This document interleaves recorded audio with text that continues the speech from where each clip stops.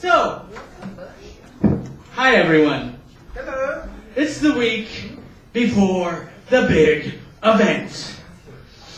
A crowd of mysterious figures gathers in the back room of an unassuming coffee house. The good times are coming. Darkness always swallows light. Coffee is paired well with locally brewed poetry. Because this is page 2 poetry at the Cush Cafe.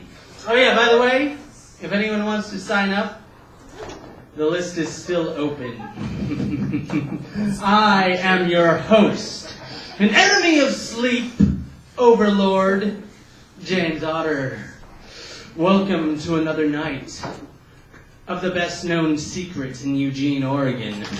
Thank you so much for coming out tonight.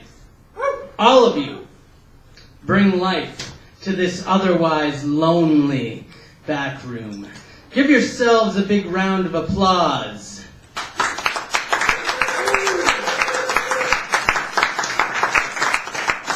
So, Halloween is in 7 days. Oh my God. That means the serial killer's ball is also in 7 days. Who here is excited? Actually, who here also knows about this? I see some new faces. Alright, okay. Silent but deadly. I love it. Scary. God, don't go throwing rocks at me. Seriously though, who the fuck's excited? Me! Anyone! Halloween is next week! That means the annual Halloween event! Oh boy. A lot of people have been working hard on this. Can I get a fuck yeah? This is my final announcement about such things. I am under the impression most of you already did know about next week.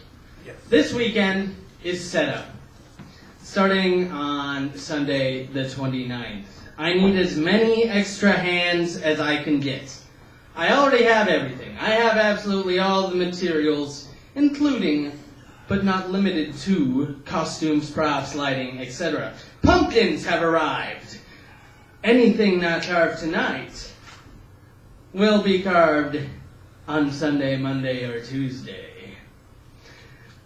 The setup will begin at 1:30 on Sunday, October 29th. If any of you or your friends would like to help out in any way, shape, or form, come on down. I will be putting up a contact sheet next to the bulletin board. You know, I think y'all got this. Anyone have any questions? Real questions, not fake questions. How far into the evening on Sunday and Monday do you figure you'll work? I was thinking probably till about 6:30 or maybe 7. Okay. What time does it start? 1:30? Yeah. How much do we get paid? You get paid in human hearts. Usually depends. I mean, the morgue's open about 5 to 7, you know. Look, I got a swindly deal going on, but forget about that. This is poetry night. You know, people don't need to know what else I do. All right. But yeah, I'm thinking around 7. Any more questions? Scary. Okay, that's great. All right, who here knows the rules? Excellent. Well, like I said, new faces. So, tonight, since it's a smaller night of sign-ups, you get 10 minutes! I trust all of you know the basics. Turn your cell phone to silent. No heckling. Hecklers will get shot on sight and forever forgotten. By getting on this stage, you consent to be filmed and put onto the YouTubes. With that said, I have a brand new poem for you all. Can I get one more fuck yeah? Fuck yeah! I mean, not to sound like an asshole, but I've been working my ass on this for a while. I'm so grateful to see a room full of people. Thank you for coming out. New poem time! Let's get this show on the road. Ladies and gentlemen, Mr. James Otter.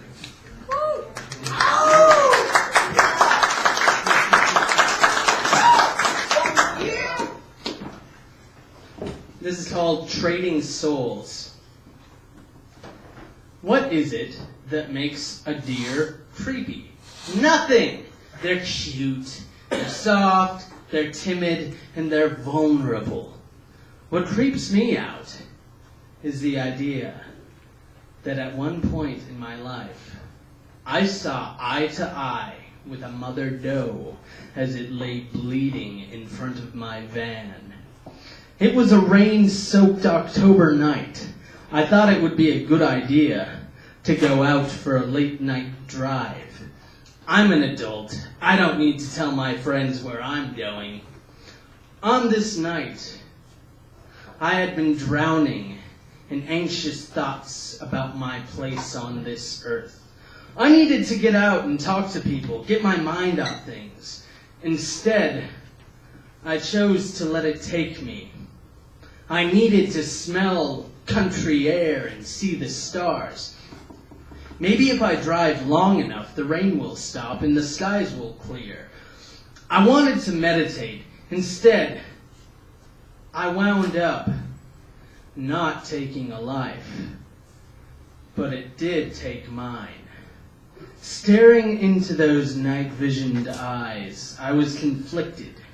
The animal was clearly suffering. There was blood everywhere. One of its front legs had snapped clean off, and its neck was bent at the wrong angle. I didn't kill the creature. I couldn't. It was cruel of me to let it live. About a week ago, I was mowing the lawn in my backyard when I spotted a fawn on the other side of my fence. It reminded me of the night before, the week before. I felt a little shaken up still, so I turned the mower on and went about my business. It made more sense than running away.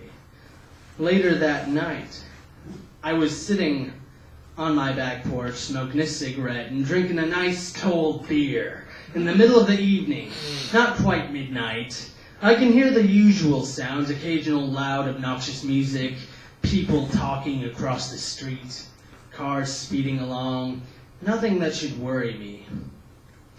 That is, until I heard this noise coming from the darkness of my backyard.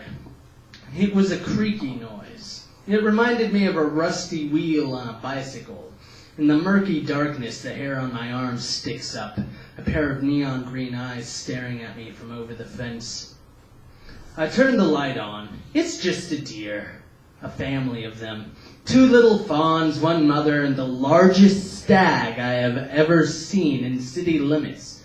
All 4 of them are staring at me, observing me, deciding whether to stay or run. Laughing at myself, I take a big gulp of my beer and finish my cigarette. Why would deer creep me out?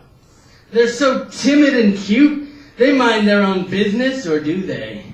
Who am I kidding? Of course they do. Most deer just want to eat and stay alive, maybe make some cute babies later on. How could this innocent family possibly know of my actions?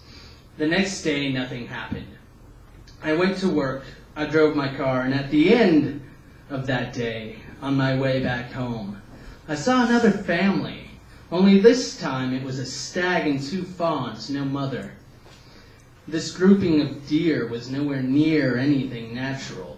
They were in the parking lot of the local supermarket, staring at me with night vision eyes. Nobody else seemed to care. People walked right by the grouping as if the family were some kind of promotional display for hunting season. I kept driving. It was getting harder to laugh these incidents off. I was sitting in my living room, watching TV. This show came on, a dumb ghost show. I had to watch it. It was too stupid to ignore. 15 minutes in and I hear a loud noise coming from the backyard. I freak the fuck out and grab a bat I keep by my bed. It sounded like someone was trying to break in. Very off-putting, considering how early it was. Frantically, I ran around the house, searching everywhere, trying to keep the element of surprise on my side, just in case. I turn all the lights off. I can't find any sign of anyone. I check the back door, and there she is. The doe I hit with my car. Blood stains and everything. Her neck is broken. I can't see her face, and I can see, but I can see the afterglow from her eyes. Now I'm terrified. I can't call the police. I can't call my friends. I have to face myself for what I have done. It all makes sense now. All the deer. It's because of her. This doe is not alone. The more I focus, I noticed multiple deer. An entire herd of at least 20 in my backyard and beyond. The horde of deer splits parallel, and a great, beautiful black stag, larger than most horses, quietly prances down the center. Paralyzed to the spot, I become a deer myself, and unable to move, trapped in its mighty gaze. The stag stops at the broken-necked doe. They stare at each other, then at me, making a decision, much like mine. At this point, I am surprised the neighbors haven't noticed, or the news, the police, anyone. The stag and the doe end their silent discussion. Still, I cannot move. All eyes on me. Surely these beasts can see the sweat stinging my forehead as I tremble in a state of frightened wonder. Rearing up on its back legs, the stag takes a run at me and stops. I can smell the woods on its fur. Smoke and burning rubber as well. This creature, its eyes change from green to red, and eerie mist surrounds us. It sniffs me, my head between its antlers.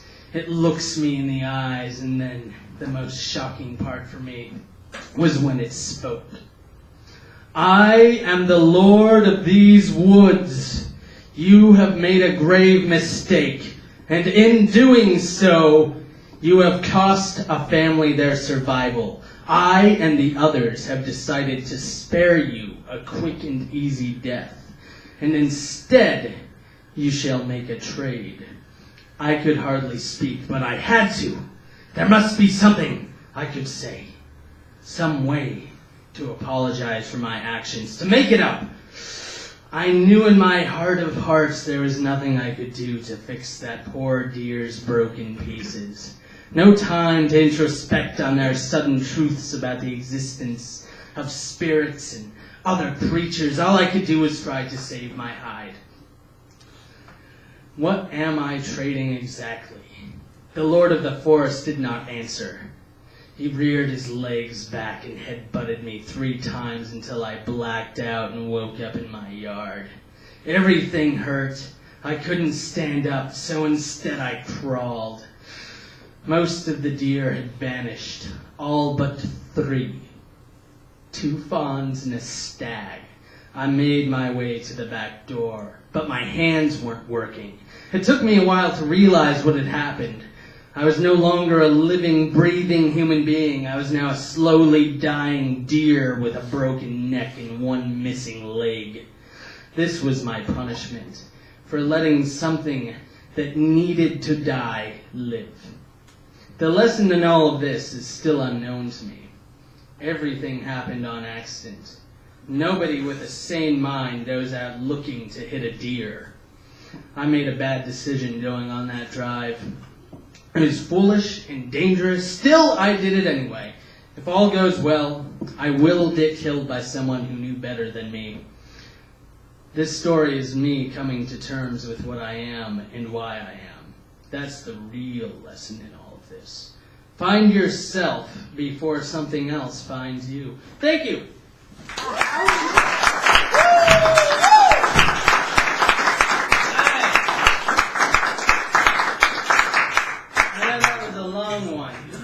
Next up, we got Jules. Ooh, Jules.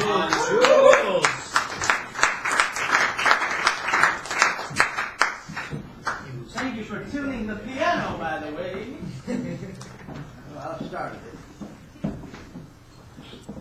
Good evening, ladies and gentlemen. Would you like me to adjust the microphone?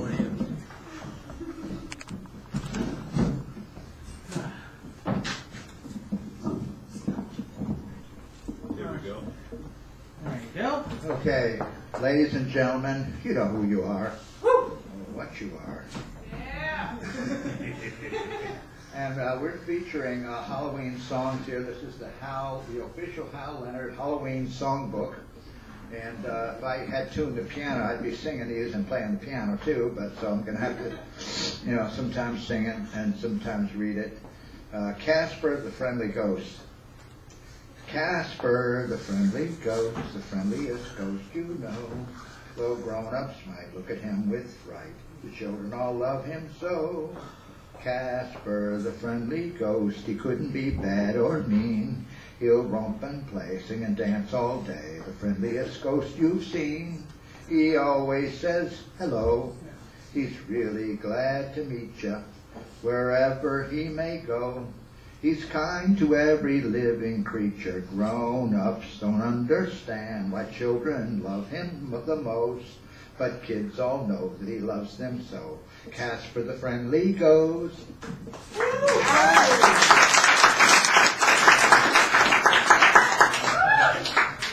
Okay, and I'm going to make a dramatic reading here with a hootin' and a howlin' Halloween. A hootin' and a howlin' Halloween. We're dressed in costumes. What a scene. What a scene. Ghosts and goblins, ghouls galore and more. A hootin' and a howlin' Halloween.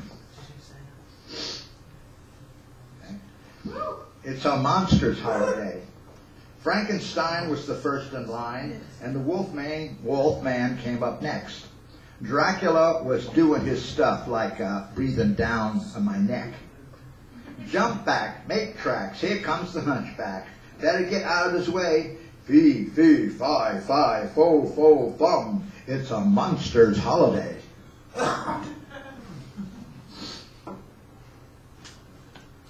All right, here we go. This is what you're all been waiting for. The Monster Mash. And so your line is, when I say he did the mash, you say he did the monster mash. Can you do that? Yep. Yes! Okay. I was working in the lab late one night when my eyes beheld an eerie sight. For my monster on his slab began to rise, and suddenly, to my surprise, he did the mash. He did the monster mash. The monster mash. It was a graveyard. It was a graveyard smash. He did the mash. He did the monster mash. And it caught on in a flash. All the zombies were having fun. The party had just begun. The guests included Wolfman. Then came Frankenstein and Dracula with his lady killer son. And then he did the mash. He did the monster mash. It was a graveyard smash. He did the mash. He did the monster mash. Okay, number 3. The zombies were having fun. The party had just begun. Read that. Yep. The scene was rocking. All were digging the sounds. Igor on chains, backed by his baying hounds. The coffin bangers were about to arrive with their vocal group, the Crypt Kickers 5. Out from the coffin, Drac's voice did ring. Seems he was troubled by just one thing. He opened the lid and shook his fist and said, "Whatever happened to my Transylvanian twist?"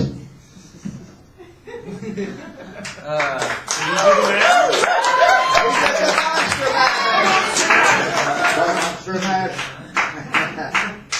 But don't drink that mash. All right, are you ready for the Purple People Eater? Okay. Here's your line. When I say everybody, you say 3 times.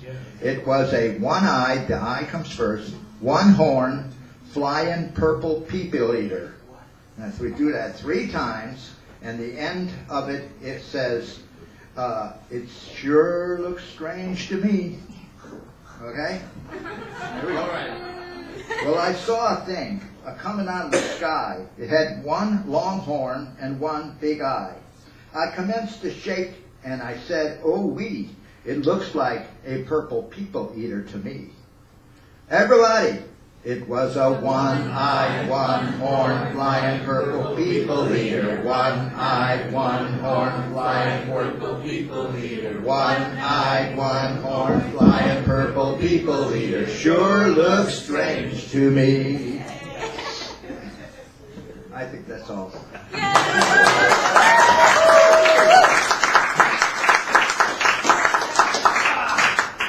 That's the spirit. That is indeed the spirit. Yes. I love it. I love that. That feels good, you know? This is good. Good night. Good night. I just don't know where my ass is. I lost it. I can't seem to find it tonight. God damn, that was great. You guys are awesome. Great audience participation. Love it. All right. Next up, Andrew and others. Here Dun, dun, dun. Humans like hard liquor. Yes. Brethren and sistren, we are gathered here today to celebrate the union of all things, sentient and dumb, the animate and inanimate, pain, pleasure, good, evil, gods, and devils. All that is not, was, and will be, twisting eternally upon the axis of being, beyond being, or supra-being. He, she, it is who we encounter in these drinks tonight. Let us lift this elixir to the stars and our lips inviterate this universe so erroneous is our sensation. Ah, moonstruck heretics, let us dance and froth at the mouth to the moon. Day comes too soon and night comes too soon and moonshine runs out too soon. Celibate priests that hate all life make original sin the explanation for the imperfections of evolution. Baboons initiated into the secret rites of an aberration and funeral processions, ignorant we have turned to them. But now we see that it is not a wafer, but existence itself that is the mediating power whereby we administer grace to one another. Life is sacrament. All high priests, we initiate ourselves into the mysteries of this dearth, of this din, of this dirge, which leads to death. Eyes shut, we thought we could see, bowing our knees to America, but now it is high time to open them. We sentient sparks flying from the Big Bang, shut off in the elixir, exiled in this planet behind a veil of forgetfulness, sent to find ourselves again in this beautiful wretchedness that gets us off. We are the only things we know of in this expanding nothing, equipped for the stars to speak by through us unwitting vessels for past ancestors. Hail ye! Hail ye! How many past there have been we know not. We know the gods wanted us happy because they made beer. And they wanted us dead because they fashioned bullets. Queer, fickle, stupid, glorious, shining, wise gods are we. Lift this elixir life like how it burns all the way down. Baboons, venerate yourselves. We sanctify ourselves. Hail ye, God need not die for you to be worthy. In this universe, we are a plague that burns all the way down.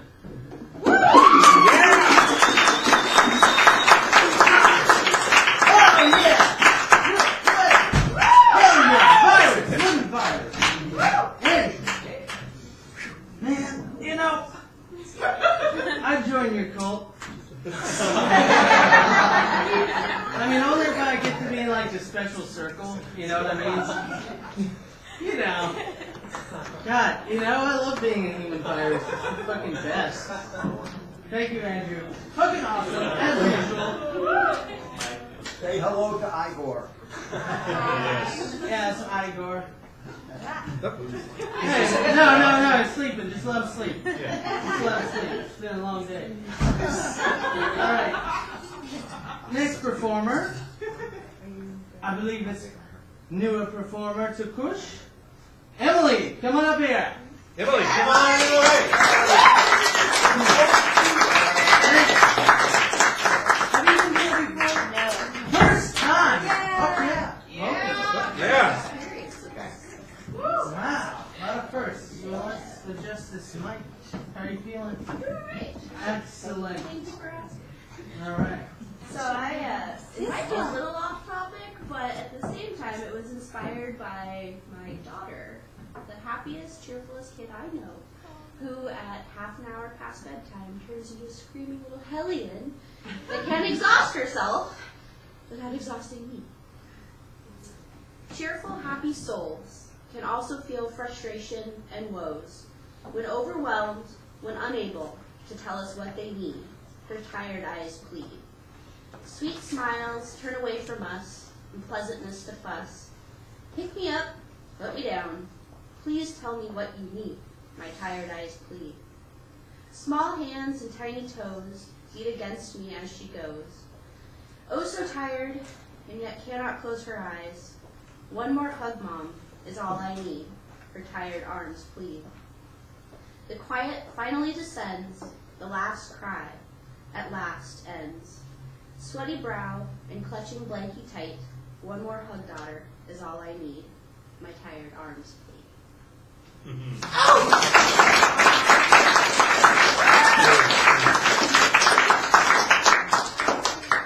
Oh, that's super sweet. I like it. That's very heartwarming. Cool. This is a good night, is it not? Yeah. Fuck yeah. Fuck yes. Oh, wow. Let's see, Book of Wonder. Sorry, this is Book of Souls, different book, my bad. All right, Jimmy, come on up.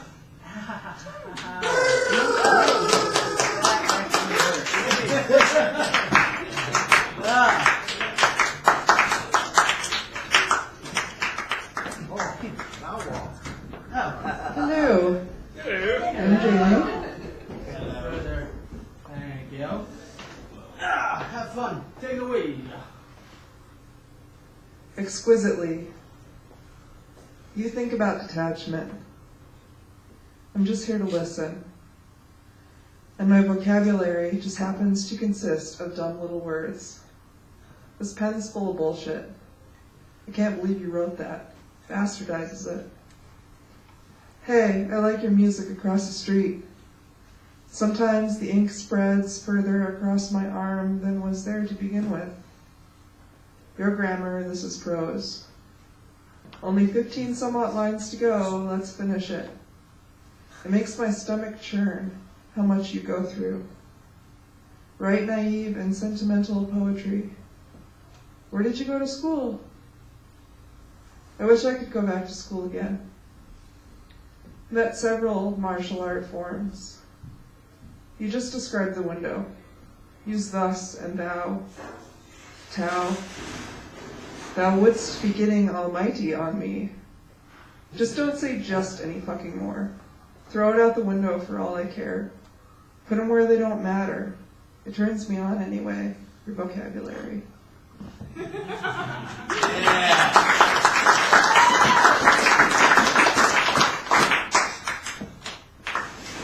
Starfish. Barley in the soup. As long as it's not bleach, I'll let it pass. Eat all those feelings, girl, with turmeric and onion, gravy boats, smorgasbords. Please don't throw up. The strychnine got to you. Coltrane couldn't tweet that horn loud enough. I graduated years ago and pass on 50-gallon showers. Pass again to hang myself with a bed sheet from your hospital bathroom floor. Forgetful of that week, but not before. Risperdal will make your tits swell up, and Haldol's a tough come down I never asked for. Triage, they say, escaped with an inchworm, and hell yeah, I can play the spoons. Rhythmless bottom. Must have forgot not to imagine, not to give them. Any more ideas on circumcision? Trigger warning with turmeric and onion. Law and Order is for the unforgotten.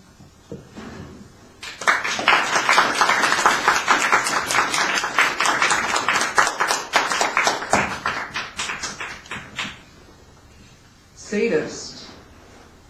It's my fingerprint and I can stick it on if I want to. Press it on, you mean? Whatever.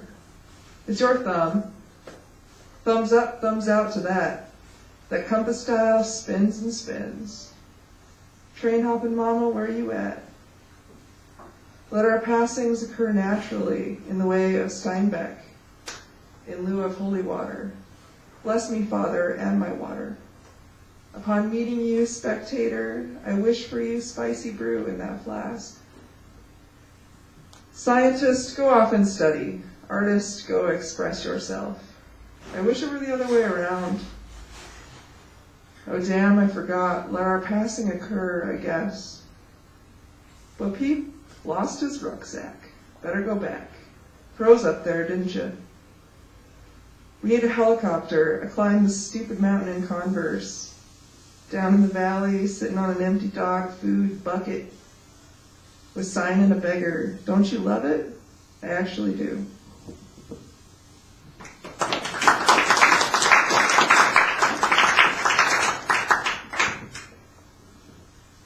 Aloe, medicine of my people.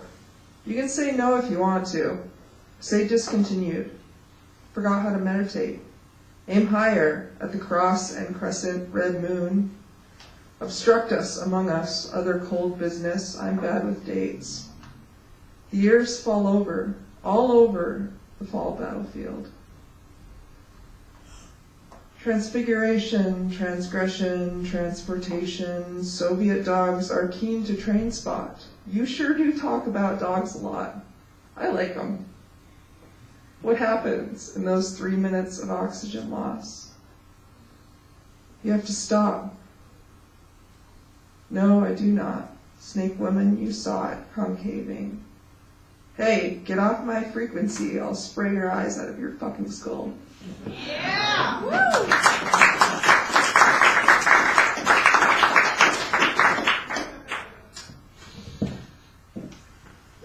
Pond scum. Are they gone? Divisible by a dolphin. Management means micro to some scum. Sure do slum it. Write like your sight, your sculptor, your sensitive sculpture. Walk like your plaster, your plate, your platonic playmate. Talk like your jaw, your Jerusalem, your Jehovah. I'll never talk to you again, as long as you don't follow me from 50 feet away. And where in hell do we send the plastic? To an elastic planet? The shit stacks up. Backs up Silverstein's classics. Think like you're uncivilized, your undertow, your undertaking. It changes all the time, so let it. I like your witticism, your woolen words, your indivisible wisdom.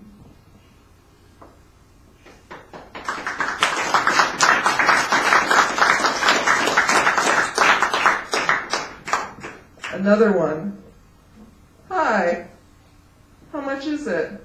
$3.98 plus tax, depending on your residential address. Who are you talking to? Well, I are you, because I can't name these mother lovers a name to stand behind. A dame to stand behind. Because you can't.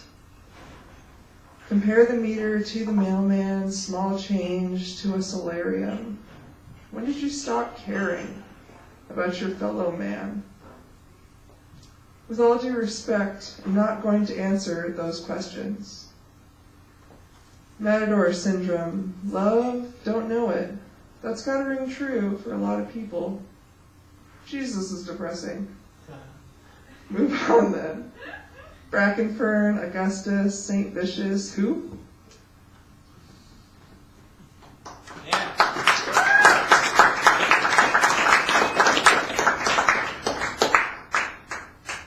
would have preferred to live elsewhere. Unduly noted, said the prince to the pompous gate.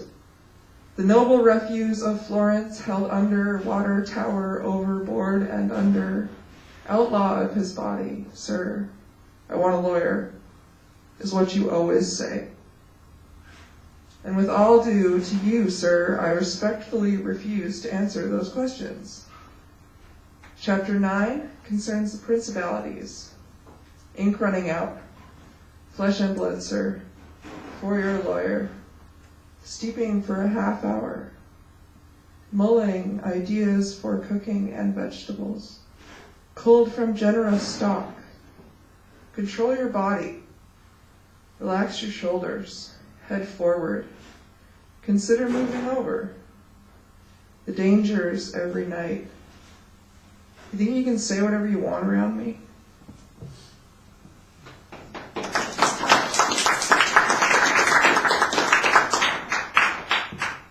Because there's no food in there.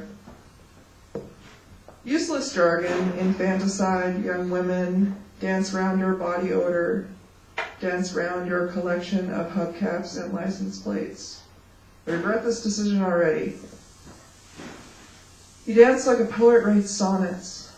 Got $50 in the ashtray, that's filthy. Strange contraption of the mind, move over. If you want to get on a boat, go to the port. Walks into town, becomes hero of the afternoon. Age beginning in my lifetime, 6th new world aging, the 6th mass extinction. Aging slower in the morning, inches shorter in the nighttime. It's called compression. Ellipses from the dark are a bundle of stars. Spirographic push and pull. Echo of silence before dawn. Matrix ate my homework. Little demon hungry for time.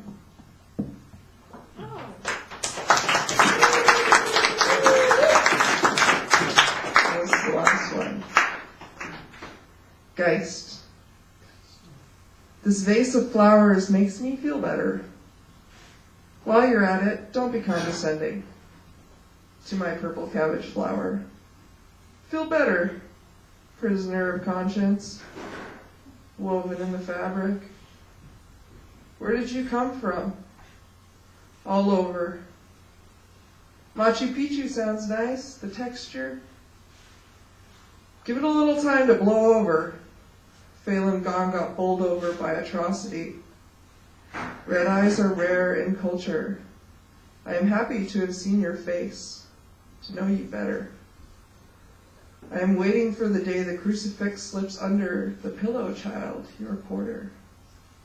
My, what ferocious linguistics you have. What lovely body modifiers. I am taboo to you. I am taboo. You, the old soldier. What are you waiting for? The leaves to change colors. I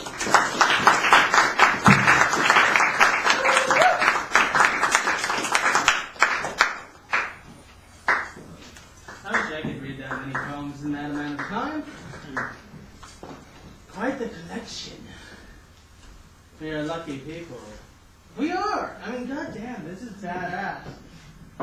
That was really cool. So, how is everyone? Crazy. Crazy? That doesn't sound very fun. Oh, it is. Well, it's fun for now, but then it's not fun after. Depends on what medications you come off. Never mind the discussion! Joshua, come on up here!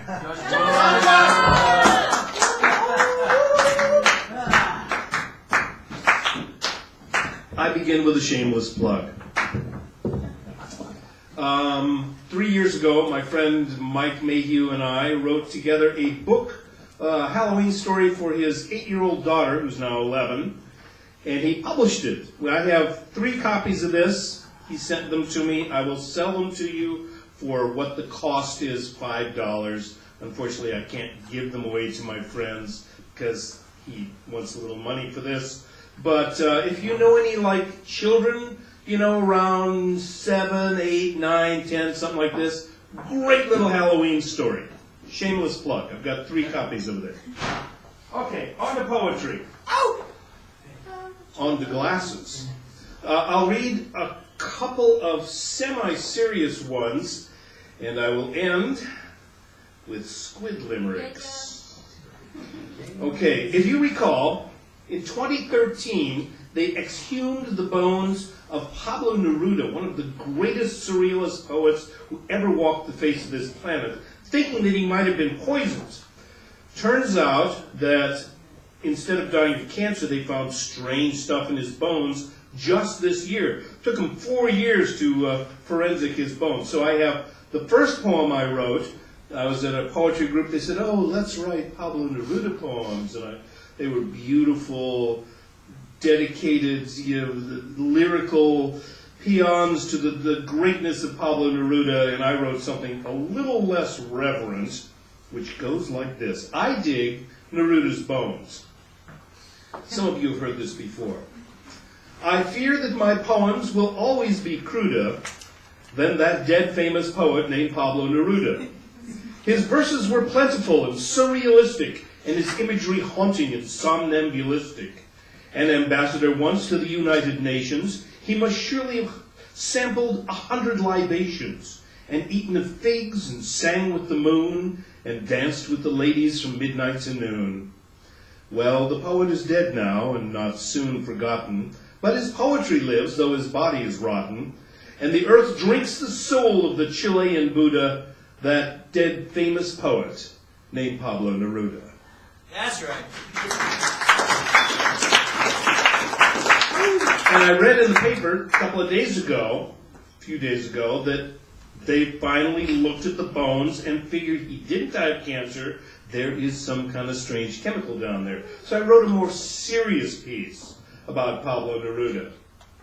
Pablo Neruda did not die of cancer, nor it seems an overdose of magic. Scientists are looking for the answer. The death of any poet's very tragic. A shot of poison said to be the cause, a nighttime dose of death into his gut.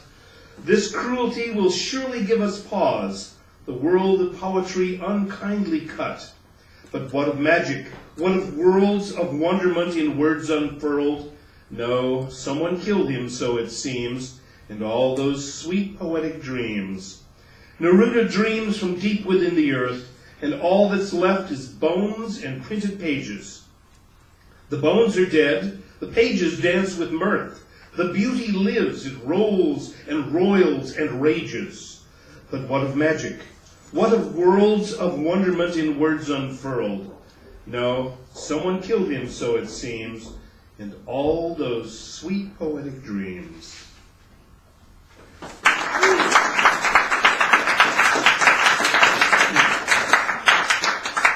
Those of you who were here last week, I embarrassed myself by trying to do one of my more recent blue squid limericks from memory and couldn't remember it, and crawled as a little liquid piece of shame from the stage.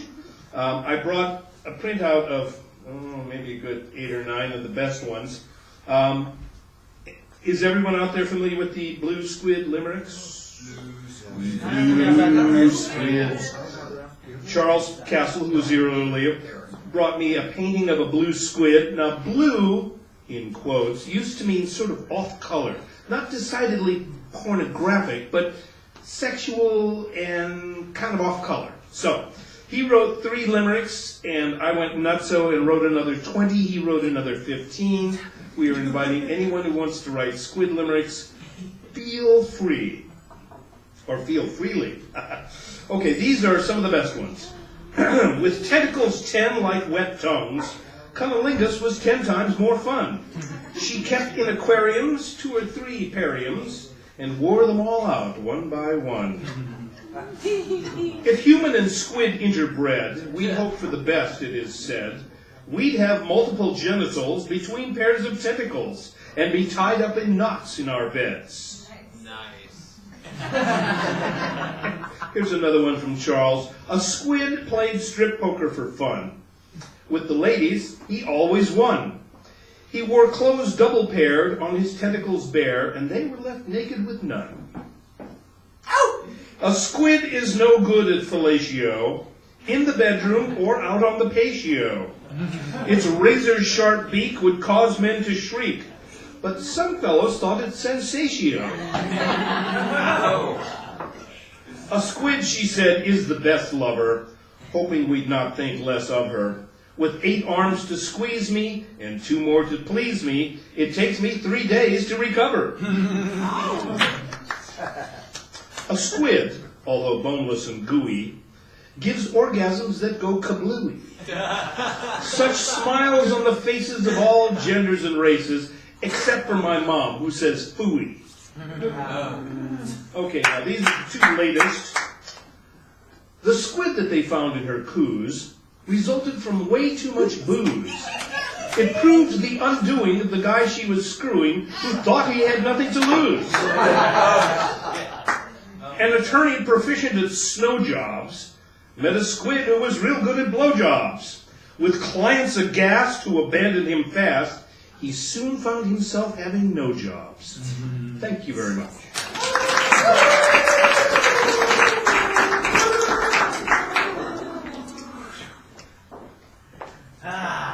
More squids. You know? Ah, man.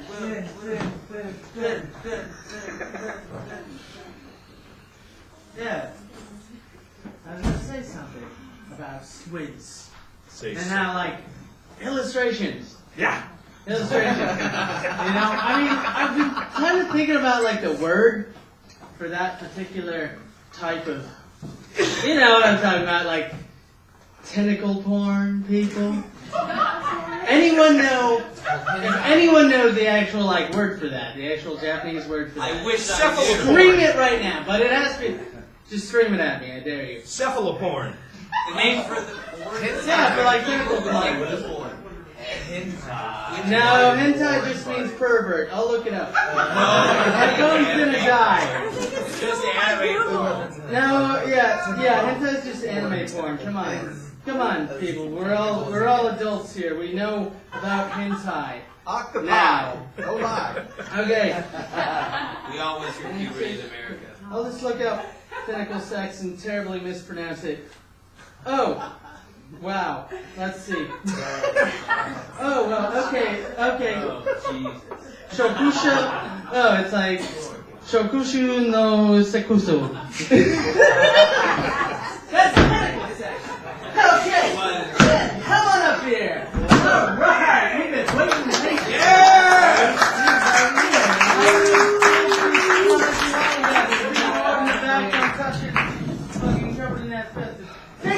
I'm glad we got the mood lightened down here before I bring everyone down with all my sadness. Nothing like And then I'm gonna end with my take on the blue squid, so just so you know you have that to look forward to.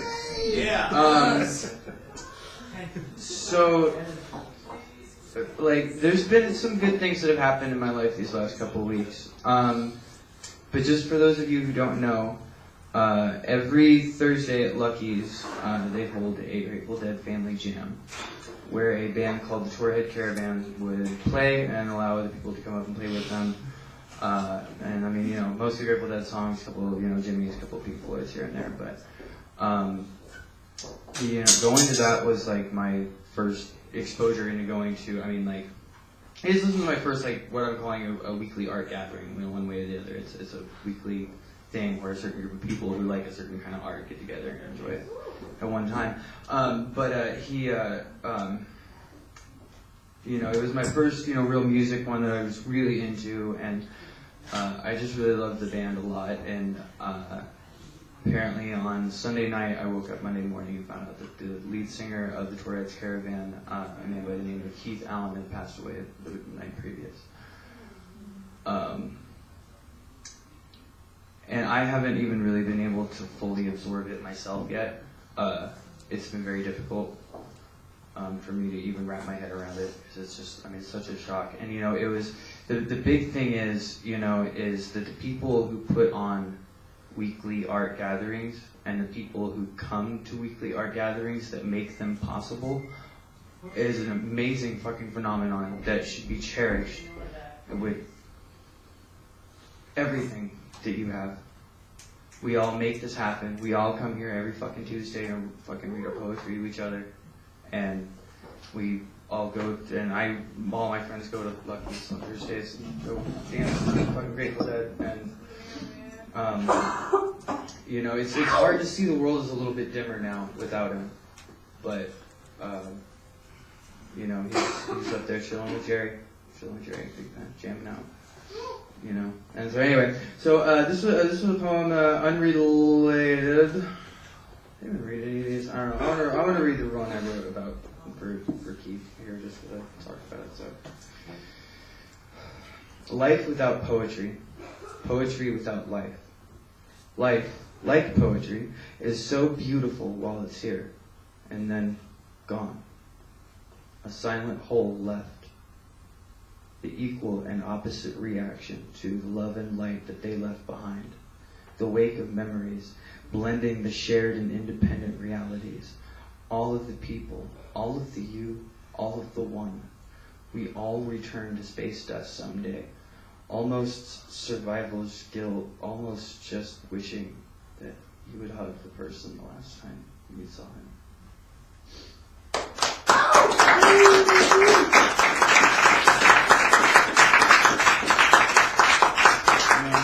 This was an interesting poem. I try not to write poems about women or love or any of that crap.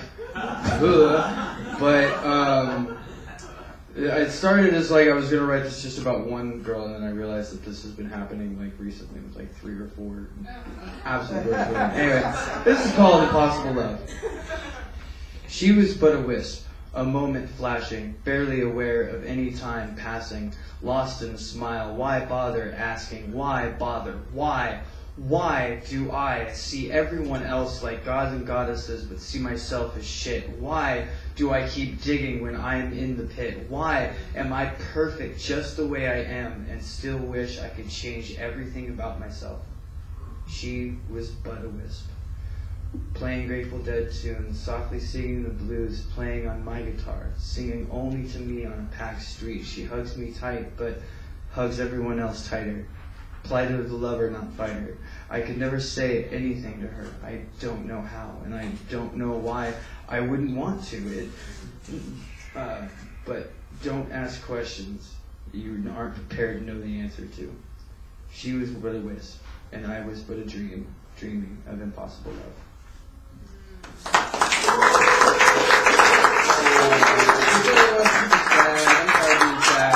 Because that's not what any of the people who passed away recently would want anyone to be about. We did want to be happy and celebrate and be happy for the thing that they did. So I don't, other than his particular writing style, I don't particularly know why the limerick is so specific to the Blue Squid, but I say fuck all that, and I'm gonna play around with different forms. So this is a haiku that I just scribbled out while I was sitting there.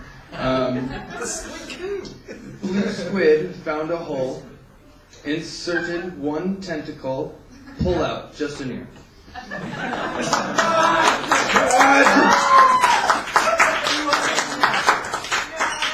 Roses are red, their vines have thorns. I can't wait to see that blue squid and compilation best tentacle hentai porn.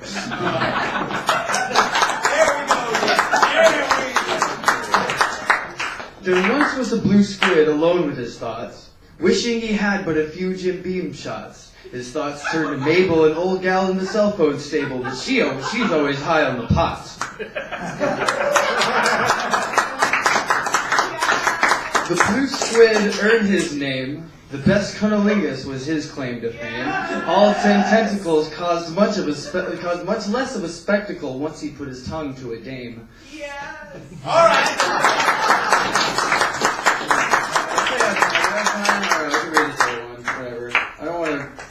I think you're good on time. It was funny actually because I think I mentioned something about I mentioned something about footprints on paper in the poem, and then this sat on the floor for a minute, and I stepped on it a couple of times, so there's like footprints in it. It's hard to read. Lost in the dark, awakening, rose petals drop. Every morning is a new day. Every lesson is a new way, as long as you take a second to stop, think, realize your instinct, distinct handcuff, wrist pink, love tough. I pray for a fountain of knowledge so that we may all get a drink. Hope is a dangerous drug. Pain is a terrible thing to lug, as is asking my loved ones to pity a slug alone. Drawing psychedelic pictures on a rug, coffee stains on the remains of parchment, forgotten refrains lost in disdain in my polyester apartment, footprints on a poem, effigy to depression. Fucking love you guys so much. Every single one of you makes every single Tuesday. What you guys do, what James puts together, but we all do all together, equally as a community, is fucking amazing. Fuck yeah! And I love you guys so much. I'm so grateful for every single fucking one of you. Yeah, fit. Yeah. Hey, sorry about the last alarm interrupting. Oh, You know, I mean, I know that was, it's very serious stuff. Oh, I ignored it. Don't worry. It's just one of those things. I hate it when that fucking type of thing happens. Because these communities are very important. We're not out to make money. I mean, it's not fun being broke all the time, but no, I'm being serious though. You can laugh if you like, I don't care.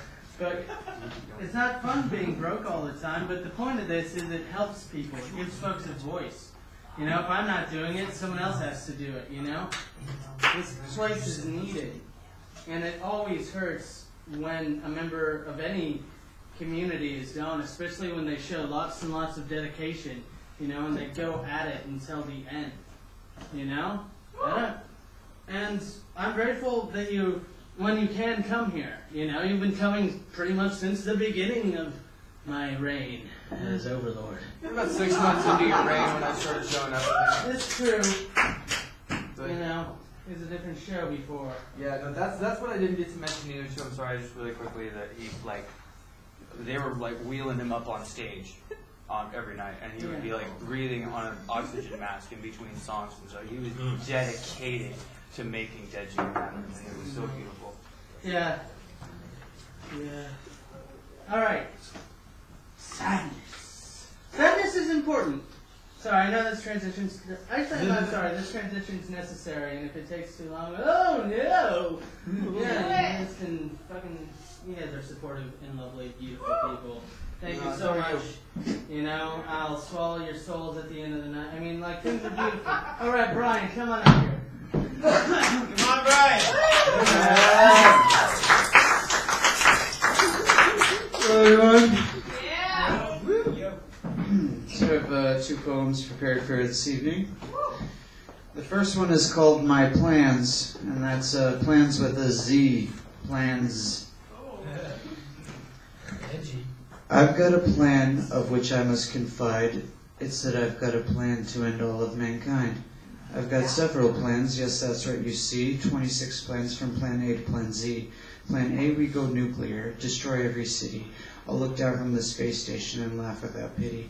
Plan B, we use chemicals, put poisons in the food. I know that it's evil, dastardly, and rude. And if those don't work, I can still cause our doom. Plan C, build a laser and destroy Earth from the moon. Plan D is a whopper, yes, this plan's an ace. I'll use a giant magnet and pull a meteor from space. Or I could use weather control to strike everyone with lightning. Plan E is for electricity, and it can be quite frightening. Plan F, a device, one of my creations, an earthquake machine to crumble building foundations. I don't want to bore you or put you in bed, so many plans, so let's skip ahead. Plan Z is at the end, and this one's not vague. This one involves zombies and unleashing a plague. You think destroying the world is a little bit much? You think I've lost my mind or that I've lost my touch? Why would I do it? Oh, I think you know. It's because when I'm driving in traffic, people are driving too slow.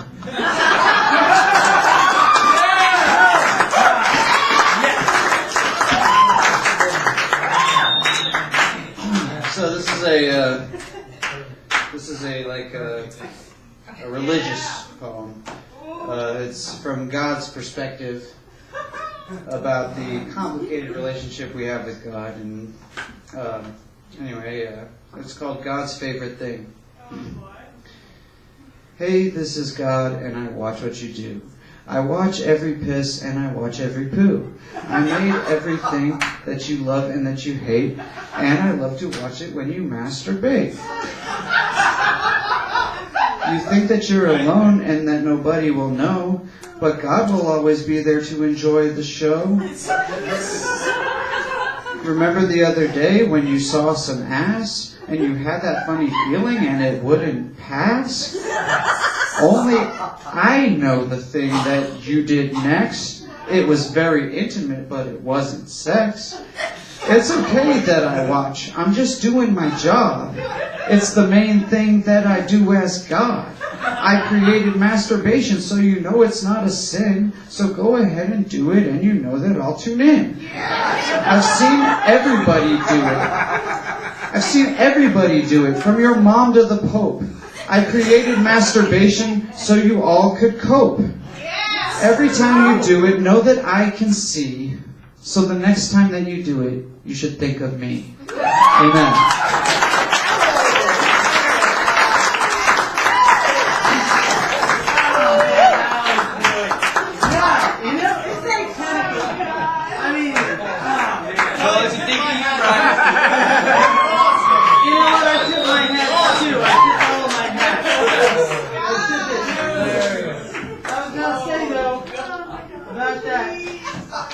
That's a fucking pervert, man. It's like, I don't know. Just stop. You know, it's like, I don't know. I'm just gonna roll with this concept. Yeah, I'm a monster. Roar! Concept. Roar! This concept about God, watching everyone do everything and watching all the fucked up shit happening, not doing anything. Also, blowing up Earth. You know, I gotta say as an overlord, you know, as long as I can fly all my poets and all the poets, you know, to the moon, I'm fine with that. Oh yeah, they're friends, two friends and family. You know what? I'm totally down.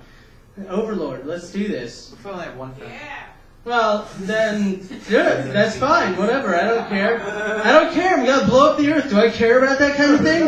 No. We can conserve oxygen. Yeah, you know, I'm gonna conserve oxygen by getting rid of all of it. Fuck it. God, I love this. I really do. I love this show. Give yourselves a big fucking round of applause. You deserve it.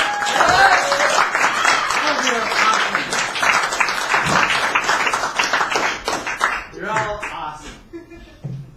And if anyone ever gives you shit, remember they're just not awesome. They'll never be as awesome. All right, Marcus, come on up here. Yeah! Marcus!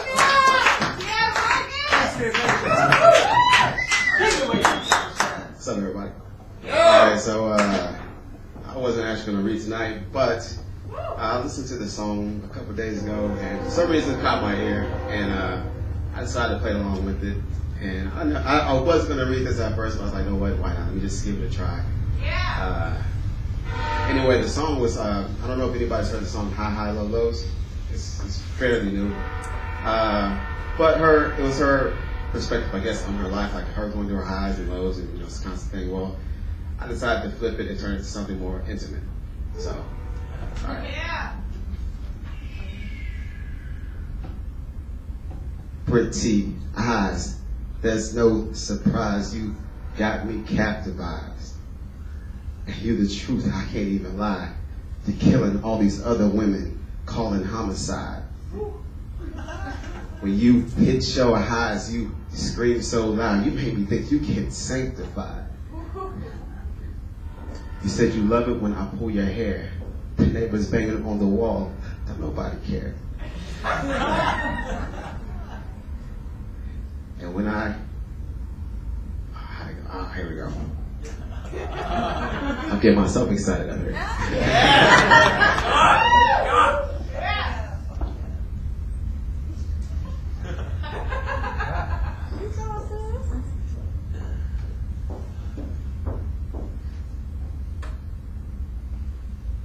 Oh man, frozen. Oh, we're good. All right, let me go back. All right.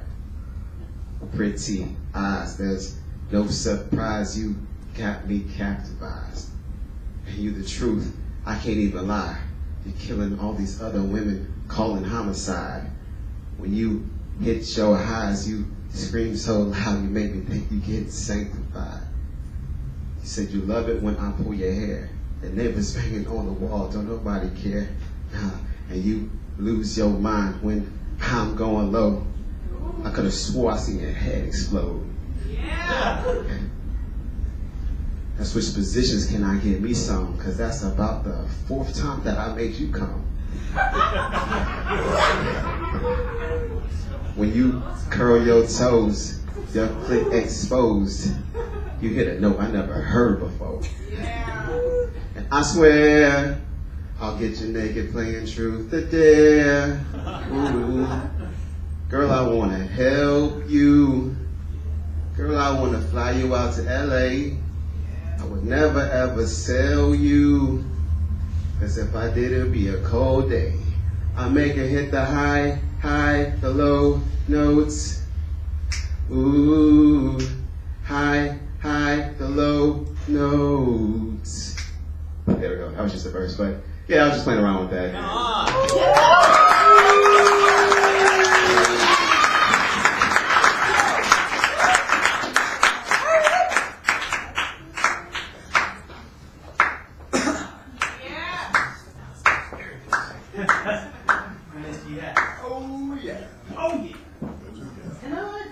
Everyone has a song in them.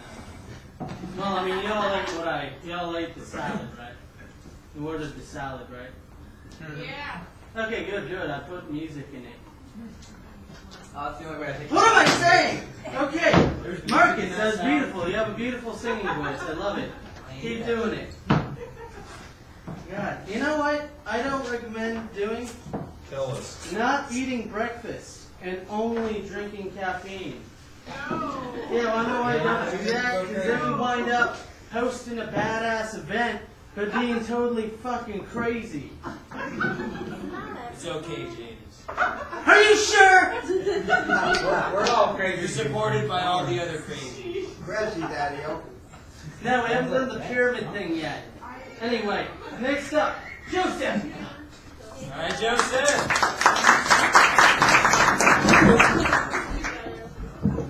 Okay. Shit. Since Will brought it up, I guess a little more about Keith, because I got to know him pretty well the last few years.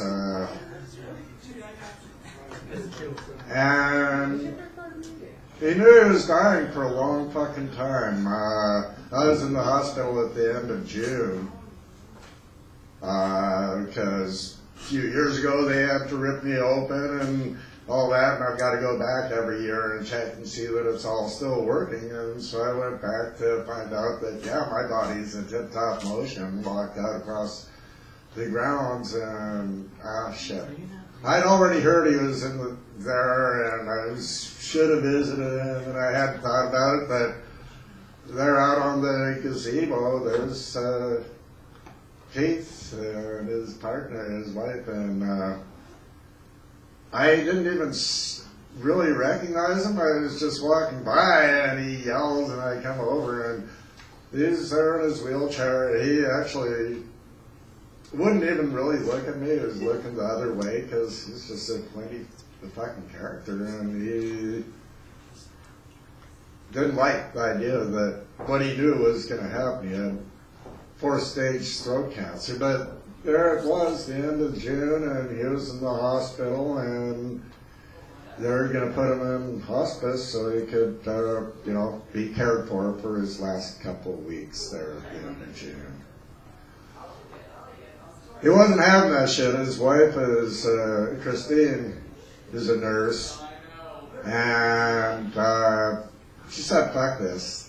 They had no treatment to offer. All they had was fucking hospice, and he said, I don't want to be here. Get me the fuck out of here. I want to play music. And she did.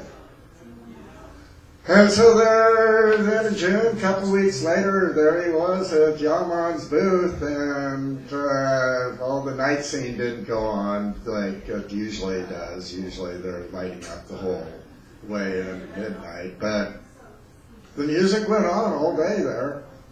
Because Keith ran it. He made music happen in that booth. It's about the only place where electronic music can happen at night.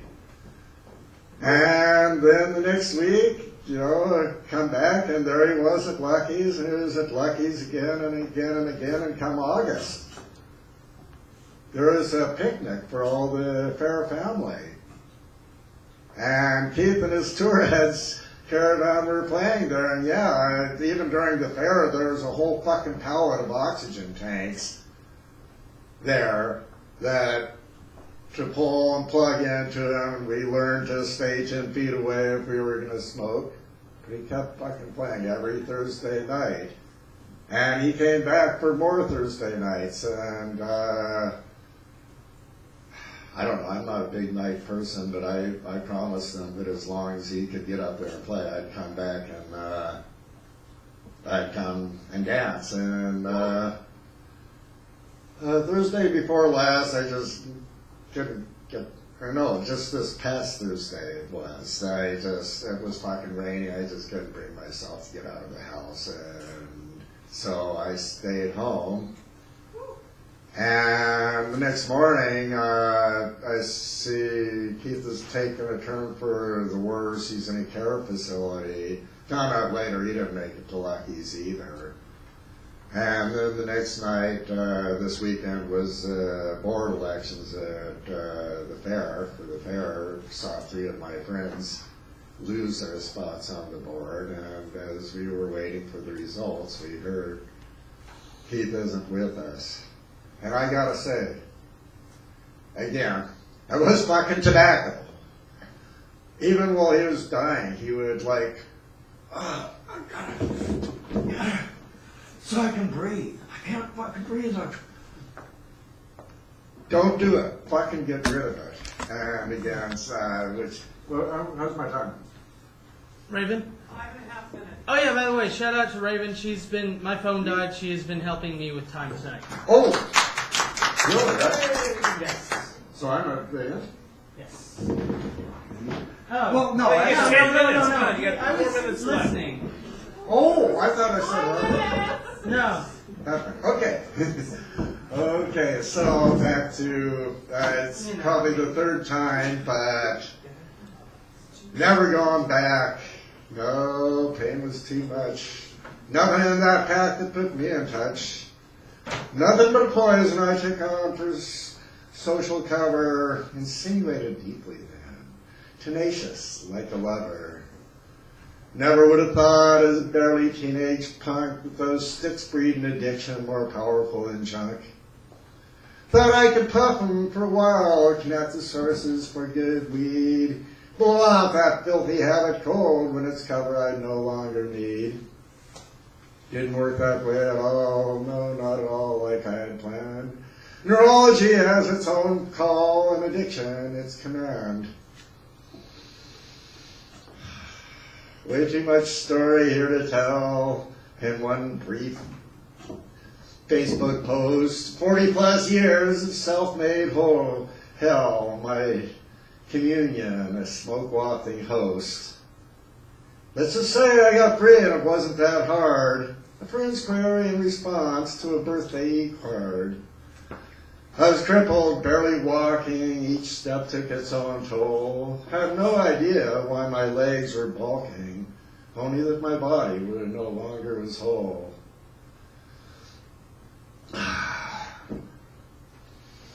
Took pulling my guts out to put in new plumbing, to get my legs back, to get up and running. But none of that would have availed me a pang. I'd be crippled again and deeper in pain if I hadn't stepped out of that nicotine ring to give my body form love as my strength I regained. Anyway, boy, there's so much to say about Keith. He was not an easy person. Plenty guy who's hard to get along with, but he did. Every fucking week, he would have been dead 2 months before, but every fucking week he lived to come and make music. And where's my time now? 2.5 minutes. Okay. I'm going to shoot first. Then a plowman said, "Speak to us of work." And he answered, saying, "You work that you may keep pace with the earth and with the spirit of the earth. For to be idle is to become a stranger to the seasons, and to step out of life's procession that marches in majesty and proud submission towards the infinite. When you work, you are a flute through whose heart the whispering of hours turns to music. Which of you would be a reed, dumb and silent, when all else about you sings together in unison? Always you have been told that work is a curse and labor a misfortune, but I say to you that when you work, you fulfill a part of life's furthest dream assigned to you before that dream was born. And in keeping with labor, you are in truth loving life, and to love life through labor is to become intimate with life's inmost secrets. But if in your pain you call birth and affliction and support of the flesh a curse which is written upon your brow, then I say to you that not that the sweat of your brow shall wash away that which is written. Also, if you have been told that all life is darkness, and I say that all life is indeed darkness, save where there is urge, and all urge is blind, save where there is knowledge, and all knowledge is vain, save where there is work, and all work is empty, save where there is love. And when you work with love, you bind yourselves to yourselves and to each other and to God. And what is it to work with love? It is to weave a cloth with threads drawn from your heart, even as if your lover were to wear that cloth. It is to build a house with affection, even as if your lover were to dwell in that house. It is to sow the seeds with tenderness and reap the harvest with joy, even as your beloved were to eat the fruit. It is to bind each saying you fashion with the breath of your own spirit, and know that all the blessed dead are standing about you and watching. And if you cannot work with love, but only with disgust, it is better that you should leave your work and sit at the gates of the temple and take alms of those who work with joy. For if you bake bread with indifference, you bake a bitter bread that feeds but half man's hunger. And if you grudge at crushing of the grapes, your grudge distills a poison in the wine. And if you sing those angels and love not the singing, okay, you muffle men's ears, the voices of the day.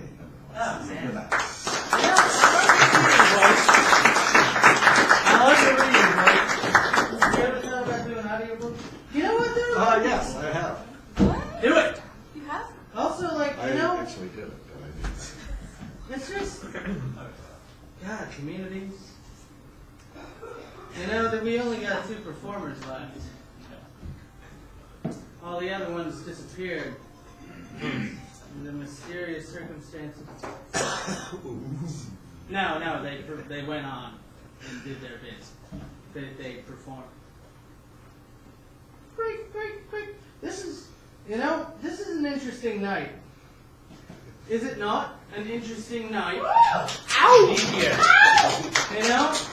I mean, God, a lot of horny poetry, a lot of dark stuff, destroy the earth, you know? And then serious stuff, too. You know, we got this variety thing. Like, if I could live exclusively on poetry, I would. I totally would. And as for smoking, yeah, fuck that.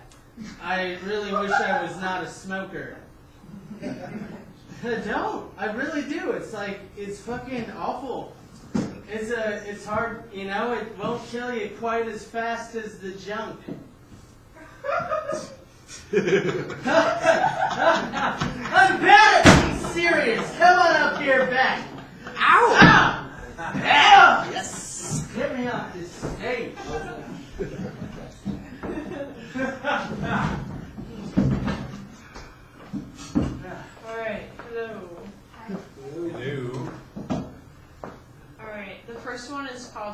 Scorpio goddess. She lures me again. Her pupils swallow me whole. Soul of petrichor.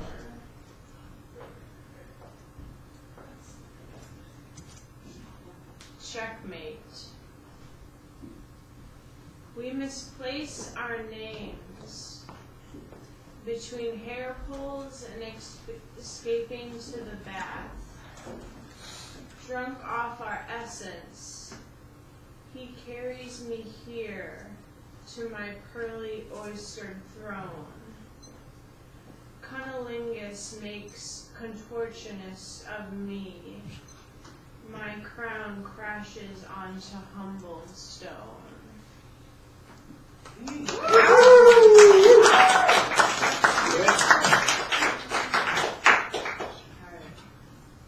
This water sign is freaky.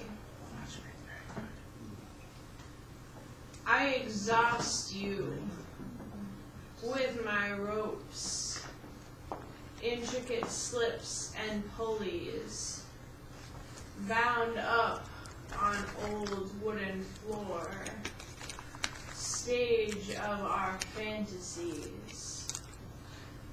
I mirror you, blotchy blue, kneely knees. My clit slick, pulsing, ravenous, manipulate flesh and tease. Mouths lap up, gyrating, please.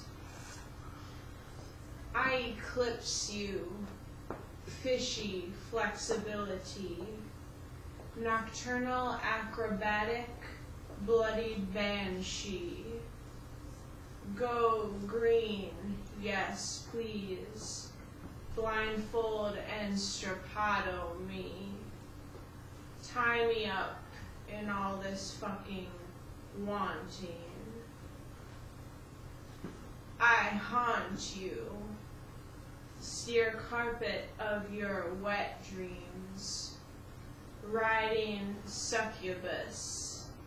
Harmonize with my melting wails, ravish duet of dripping, pleasured screams. So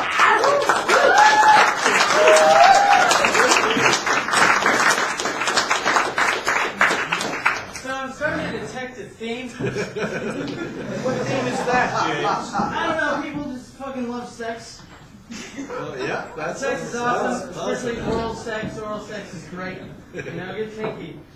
You know, sex, death, sex. The most. Oh yeah, and eating food.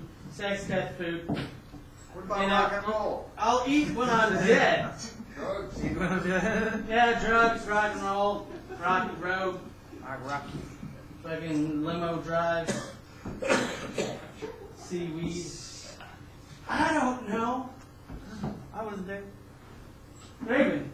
Yes. You've been helping me.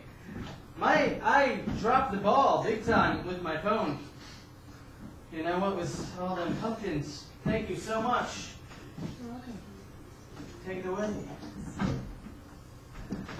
Our final poet of the night.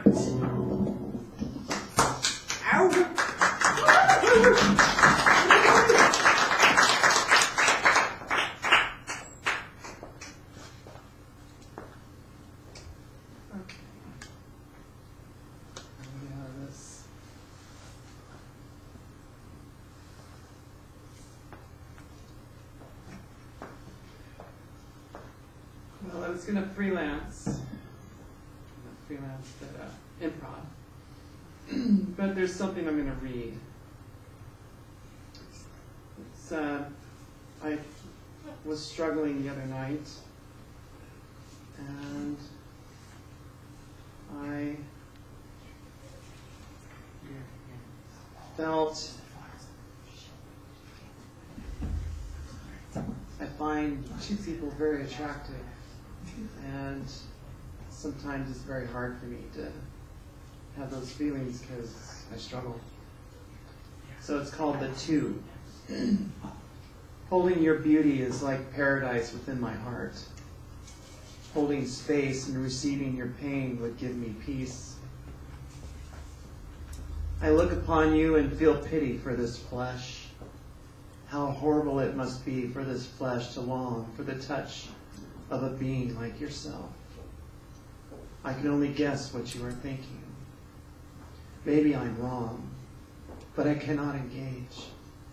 I suspect, but give only to fear. I will never serve my heart. I am not capable of making words with my tongue in your presence. I share not what I feel in fear of rejection. So I play within my heart and dance away my thoughts. I wish for the day when I can go home and suffer this plight no longer. When I travel home, I will see you one last time, a memory of a species gorgeous and beautiful. One, I will cherish your beauty, goddess, your wisdom, your words of compassion. Another, I will hear your beautiful two melody and feel a swelling within me as my heart is graced with healing love song. I humble myself and will fight the desire to look upon you ever again. The first time I saw you, goddess, the breath of my body escaped me.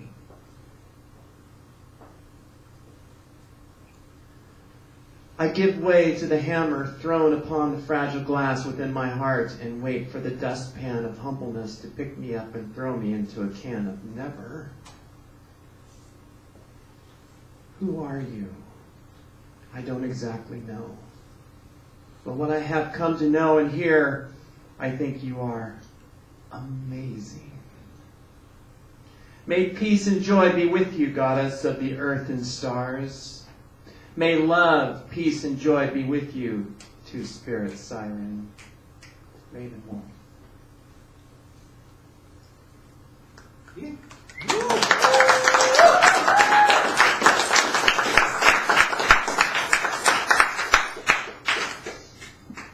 So, how much time does Raven have left? Raven's got the timer. Infinite amount of time, eh? 4 minutes and 30 more. seconds. 4 minutes and 30 seconds. 6 minutes left. 6 minutes. 4 minutes and 30 seconds. 4 minutes and 30 No, seconds. that's when it started. So anyways, no, I won't give you my number. No. No, you can't have my seat. No, I'm not going to do what you think I should do because you find me attractive. I don't belong to you, and I'm not your goddamn property. Your entitlement? I don't know. Take it somewhere else. I don't owe you shit. Just because you find me attractive, I don't owe you a goddamn thing.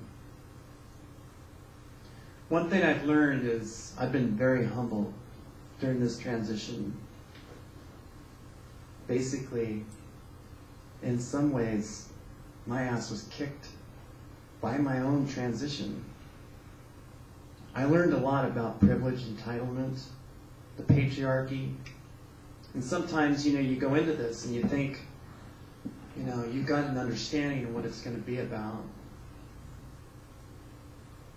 And then something comes along and throws you for a spin. And you realize you got to learn. And sometimes you learn hard. Because the world is really good at throwing stuff at you when you least expect it. There are times when I think I don't pass at all, and people don't know. There are times when I think I do pass, and people do. I walk into a room, and somebody treats me in a way that is objectifying, marginalized. They're discriminating against me, treating me different than anybody else. Sometimes they act like the world's going to come to an end. Sometimes they act like I'm a celebrity and they've never met me before. And then there's times when they just act like I'm another woman in the room, another person. And that's really refreshing. There's times where I come out and they didn't know because I thought they did. The other day I spoke to a woman who has a nephew who struggles and wants to come out, but their father has been putting them down and belittling them. And it just so happens that when I came out, she didn't know. But it came out to be really positive because she started crying at the end and she was really happy she met me. And so now she's going to help her nephew, who's really close to her. And that felt good. And there's times where I feel like I'm being treated in a manner that is unfair. Somebody acts like everything's fine, but they don't want to talk to me. I mean, at first, I was pretty cool. And all of a sudden, it was about them. It's not about you. I'm not here for you. And it's not about sex. I'm not here to have sex with you because of who I am. My sexuality belongs to me. I own it. I choose to share that. I choose to share my gender. And I choose to decide what I want to do with my life.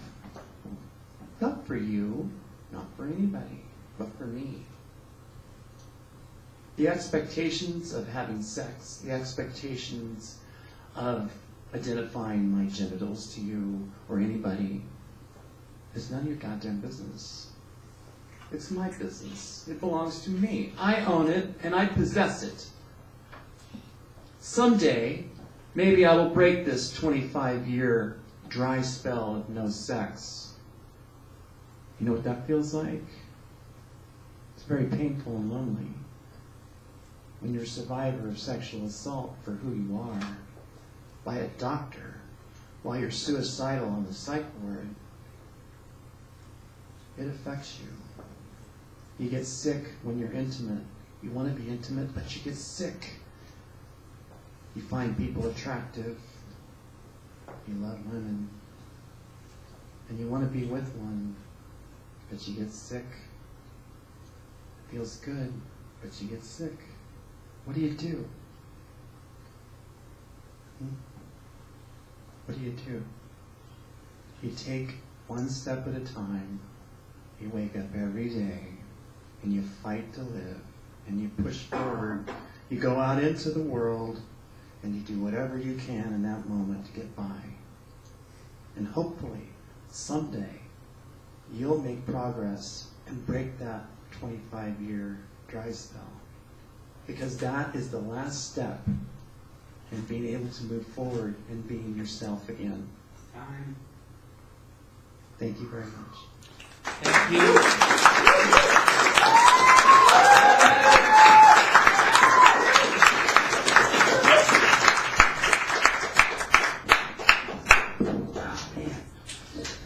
Humans. What was it Andrew was saying? We're walking plagues. It can be good though. I mean, you know, some of those people during the, 1666, some of those people were fucking nasty people, I'm sure of it. You know, I mean, plagues aren't all bad. No, they are. Jeez. Heavy stuff, huh? You know, mixed bag, life's a mixed bag. I fucked up. I almost dipped someone. So this is the actual final poke that I have signed up. And you know what? As a consolation, Will, come up here, Will. First time reader. Here's a Sharpie I found on the stage.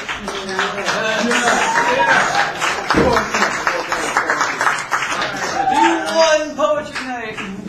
Yes.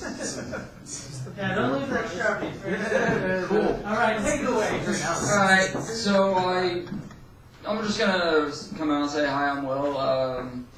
I like words. I can like to see how efficiently I can use them. In that vein, I love haikus. Here's a couple of mine. Eyes of honeydrops, skin bronzed by summer's sunlight. I dance in her love. Let's see. Her smile, my lighthouse. No squall breaks her arms harbor. She mocks the hurricanes.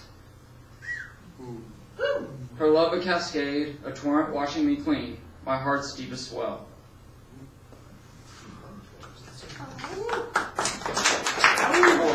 There's more. Let's see. This one's about Oregon. Yeah. God's Bob Ross painting. Oregon's ceaseless rain. Sweet West Coast living. Let's see.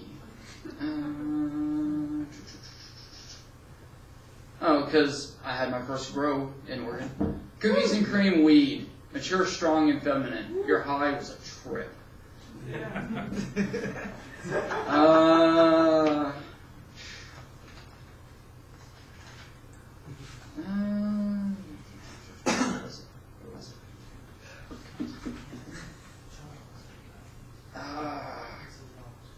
Oh, here we go. Southern thunder rolling, ice cold rain pounding, flooding, winds over 80, sirens. Shrill cicadas echo, Dixie metal din, roaring hell, Whiskey River flooding. And that's all I've got.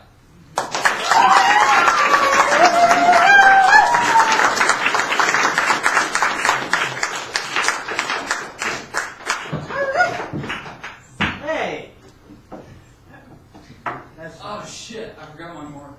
It's gone now. Ground scored work. Well, I guess I'll just put it back where I found it. I mean, I'm pretty sure that fell out of my wallet or out of my pocket with the card. In that case. I mean, you look pretty happy to have it if you want it. No, that's just the mask. All right, you know that mask of happiness that people wear? Yes. So, folks. All right, y'all want one more poem? Yeah. Okay. This is, I don't remember what it's about. And I kind of want to read it in here. I guess. Yeah, here we go. There we go. No, it's about goblins. It's about goblins. And, drain the sewers. Make room for all the out-of-towners. The trespassers who think they have seen too much. There is room underground. The dead are to be burned in the dry cliffs where lightning strikes twice. Every storm drain is a main vein into the heart, the dark green glowing heart of our city. We are never thirsty, always active. We do not need clothing, we have interactive lives, always flowing. We can watch videotapes of sunset and sunrise. We know the English word, Espanol, too. We learn through touch, and if you find yourself in a dark bathroom, after the witching hour, one of us might come say hello. Your children call us shadows, goblins, and monsters. We are merely people from the true world, the world of the downstairs. It's warm down here, too hot in fact. The steam cooks are young. Sometimes you can find us on the riverbank crying, where's my home? I want to go home. Looking, where's my child? I want to find my child. All of us were drowned at birth. We look beautiful, like atlas moths under a microscope. Knowledge is all. We pick up the wasted books. Persecution is our greatest fear. Flame and knife. There ain't nowhere lower. than the inner doubts of a subterranean neurotic goblin.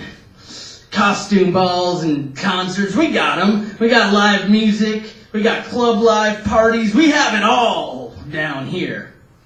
We don't have crime, nor drama. It's nice down here, nobody's unwanted. All who visit never leave, because it's better down here than up there. Yeah, and that's his last poem. Woo!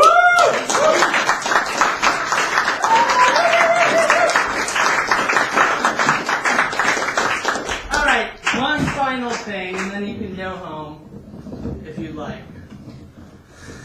Next Tuesday is Halloween, and things are going to be really fucking crazy and awesome here, and I highly, highly recommend you bring your friends. Dress up. I do have a couple specific things with it. Dress up. If you want to read, come in costume. If you don't have a costume, I have extra costume shit. Literally, prepared for this. And also, I mentioned at the beginning of the show, if anyone remembers, I need to get some volunteers, and I have a volunteer sheet with my contact information. Because, yeah, I need volunteers for the show and also for this weekend for setup and stuff. I got people helping set up, but, you know, it'd be nice to have someone help me, like, maybe work the doors and stuff, make sure people don't come back before, you know. It's a different type of poetry night, you know, annual event, blah, blah, blah, blah, blah. Thank you so much for coming out. Thank you, all of you. Give yourselves a big round of applause. You're free to go. Thanks, Mr. Otter.